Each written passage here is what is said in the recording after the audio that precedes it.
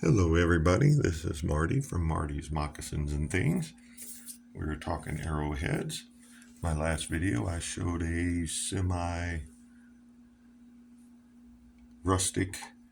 with a little more elegance on the bail. This one we're going to do completely rustic.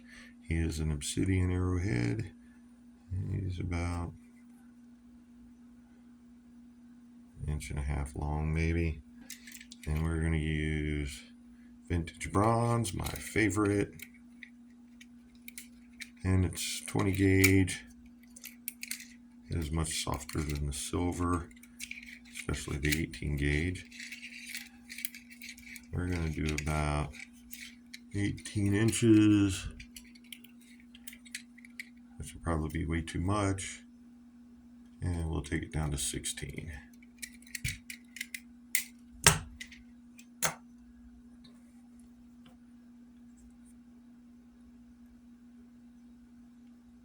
Find your center.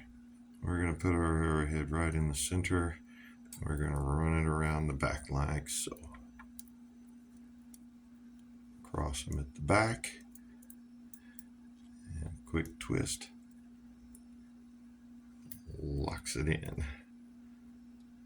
It's a little loose, but we'll tighten it up later. That's not a big deal. So on this one, I'm not even going to use a tool to make my bail. I like to bend this down. Some people do, some people don't, but I like to bend it down and bring these back up. And the reason for that is when I bring my wires back up to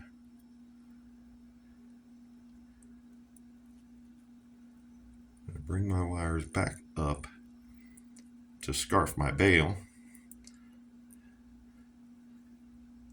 See, as it's loose here, it will give me straighten up.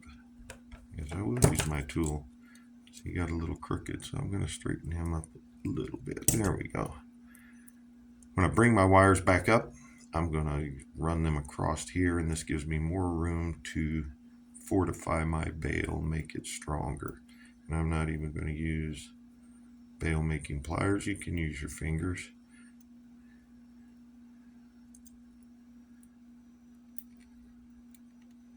Make a nice little loop here. Lock the loop in. Like I said, we'll come back later and I'm just going to run this down, run it across again and again. Yep, see, I shorted my wire way too much. So I'm going to need, see that extra bail up here? Sometimes you got to remember that the extra bail wire that you use up here, since you're doing it, yeah, see, sometimes you just got to cut the wire. These are some pretty decent length of wires.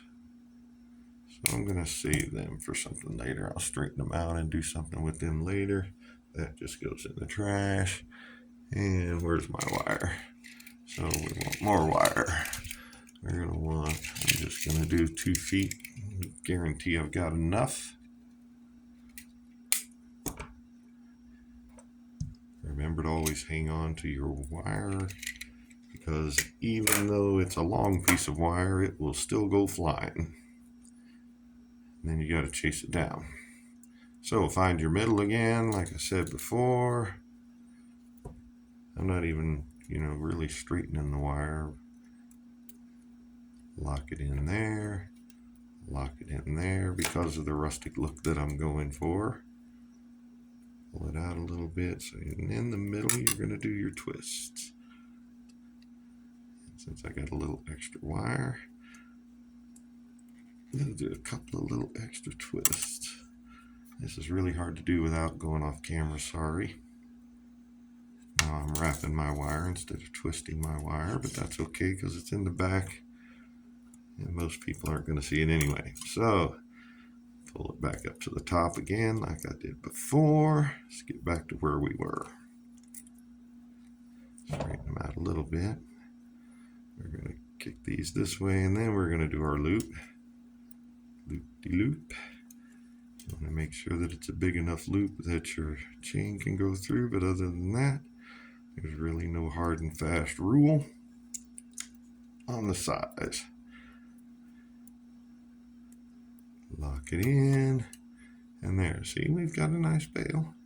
Is it loose and kind of messy? Yes, it is. That's the rustic look we're looking for. Bring this down and around, like so.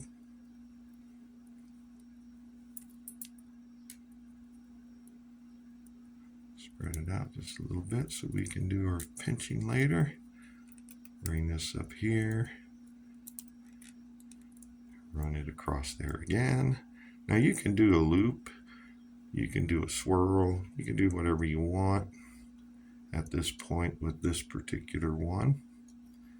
I'm just going to go with the classic lightning bolt because it's faster and easier, and it is more of a rustic look. Now here we're going to make sure that we spread these out, and there we go. So just like the other one that we did, there's what we've got now. It's just a little more of a messy bail.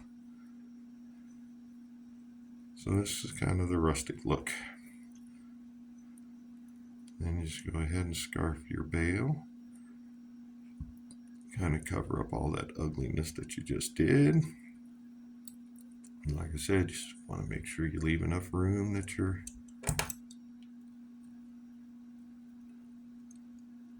we can put them side by side. We can leave them a little wonky right there. There we go. See how nice it is when you've got enough wire and you don't have to worry about it. So we're going to take this one. We're going to cut him off up close. Hanging on to the wire. We're going to push him in. I'm going to cut a little more off of him. It's a little too long to pop down in there, see?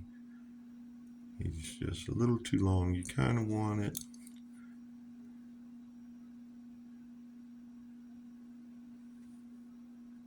See, he's all the way over here to the edge, and you kind of want it in the middle. So you just pull it out a little bit. You can use your pliers or your fingernails. Trim just a, come here, pliers. Trim just a little bit more off of there. Yes, I take it off of the screen for that because I have a little bowl over here that I dump my little pieces in. And then when I'm all done, I can just dump the bowl into my garbage can. Run this wire around to the other side.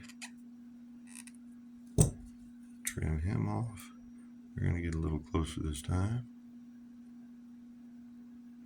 Trim him off there. But if I'm constantly reaching for the garbage can with every little piece of wire, it becomes a lot of reaching. I've got a little bowl over there, and then I just drop my little short pieces in. There we go. Now, here's my biggest. I don't use these except for measuring because they're kind of short, but yeah, see, there's plenty of room for my chain to go through. It's got the little ball on the end. So there we go.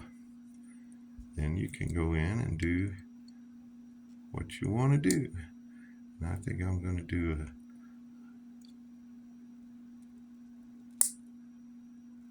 that one there. I'm going to do a trifecta here. We're going to run this one about there. And then I'm going to do this one about there. I'm going to do that one a little different. Just twist that just a little more. See, you hear that crunching? I got to stop. I don't like the way that looks, so we're going to do it again. There we go. See, I've just bent the wire around so that it's not straight. I do not like straight lines.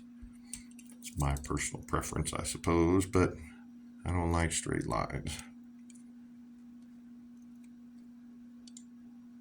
You can do a couple of little bends in here if you want.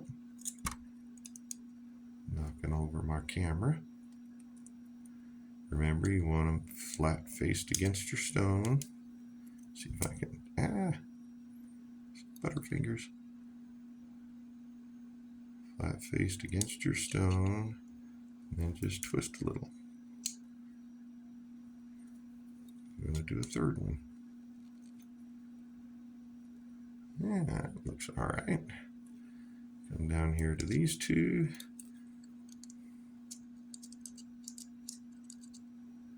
Do the same thing.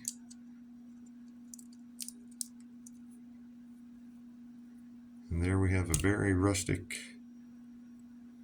obsidian arrowhead wrapped in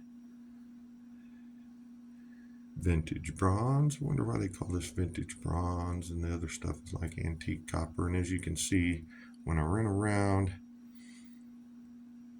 I've got reinforcement on my bale here. See how I brought that wire down instead of going up?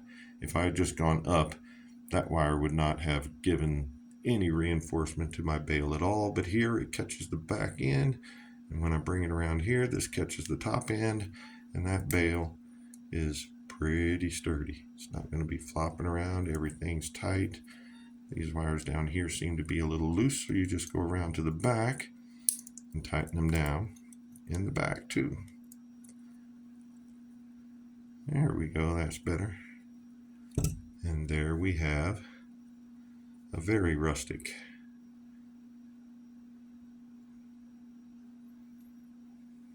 simple, easy. Took me 12 minutes even with explaining it and having to cut the wire off. It didn't take me very long at all.